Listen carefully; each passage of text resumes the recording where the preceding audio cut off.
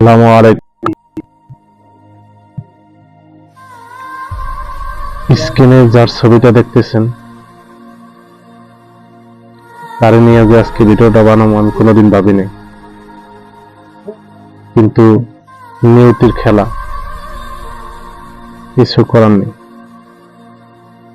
তার নাম ফিরোজ মাদ্দার।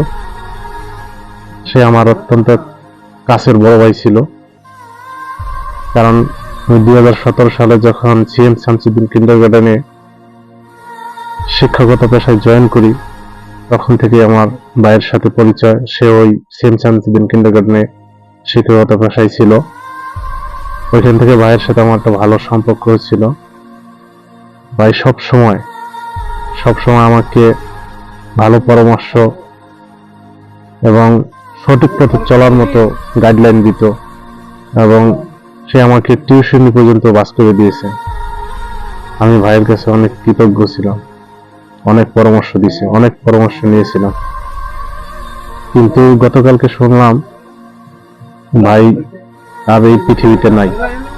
তখন আমার এতটাই কষ্ট হয়েছে যা বলার মতো না। খুবই কষ্ট পেয়েছি আমি। কালকে সারাটা দিন অনেক খারাপ ছিলাম, খুব খারাপ লাগছিল ভাইয়ের জন্য। কি কারণে ভাই এই কাজটা করলাম জানি না।